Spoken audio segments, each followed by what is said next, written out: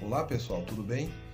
Em minhas pesquisas por coisas curiosas e interessantes, encontrei uma matéria incrível publicada pelo site da revista Super Interessante, intitulada O Lado Sombrio dos Contos de Fada, escrito pela jornalista e escritora Karen Hueck.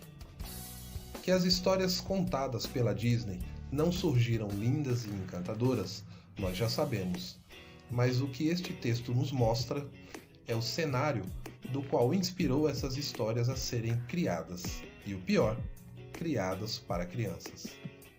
Hoje vamos mostrar uma parte deste texto que será dividido em 3 vídeos. Mas antes, curta, compartilhe com seus amigos e se inscreva no canal. Meu nome é Anderson e sejam bem-vindos ao Coisas Curiosas. João e Maria. Eles escaparam por pouco de serem comidos por uma bruxa canibal, mas muitos outros europeus não tiveram a mesma sorte. O canibalismo faz parte da história humana e assolou o continente em épocas de grande fome. Quem diz que gostaria de ter uma vida de conto de fadas não sabe o que está falando. O mundo dos livros infantis é cheio de violência, crueldade e principalmente pobreza. Peguemos João e Maria, por exemplo. A história narra a vida de uma família que é tão, mas tão pobre, que a madrasta, e em versões mais antigas era a própria mãe, resolve abandonar os filhos na floresta porque os pais não conseguem mais alimentá-los. As crianças vagam pela floresta escura até encontrar a casa da bruxa, que decide comê-los. Os irmãos Grimm, no prefácio do seu livro de historinhas, contam que João e Maria não eram uma peça de ficção. Uma história baseada na realidade de tão comuns que eram os abandonos de crianças nas florestas no século XIX. Mesmo a bruxa comedora de criancinhas não era uma licença poética. A fome nos séculos e milênios passados era tão extrema e não são raros os registros de gente que partiu para o canibalismo para sobreviver. Arqueólogos descobriram que nossos ancestrais pré-históricos, por exemplo, bem que curtiam comer uns aos outros. Foram encontrados ossos humanos com marcas de dentes, em padrões muito parecidos com os achados em ossos de animais, sinal de que algum ancestral nosso andava roendo resto de carne humana.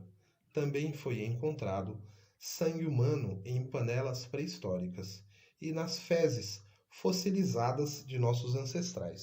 O hábito de comer pessoas era tão comum que há até marcas genéticas de mecanismo de defesa no nosso DNA, desenvolvidos especialmente para proteger contra doenças que surgem quando se come carne humana. Na época em que os contos de fadas foram escritos, o hábito não estava extinto. A humanidade nunca deixou de recorrer ao canibalismo em épocas de fome severa.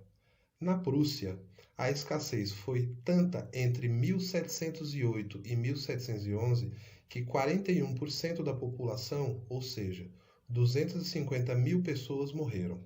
Duas grandes fomes também atropelaram a França entre 1693 e 1710, matando mais de 2 milhões de pessoas. Assim, o canibalismo acabou saindo da lista de tabus. O historiador J. Robinstein conta que, no século XI e XII, haviam feiras de carne humana na Inglaterra e na França. Outra grande época de carnificina foram as Cruzadas. Há uma história famosa do rei inglês Ricardo Coração de Leão, líder da Terceira Cruzada, que ficou doente ao chegar na Terra Santa e ficou implorando por carne de porco. Na falta de suínos, seus empregados acabaram assando um infiel, que o monarca achou uma delícia. O quê? Carne de sarraceno é boa assim? Disse. A história humana é mais indigesta do que parece.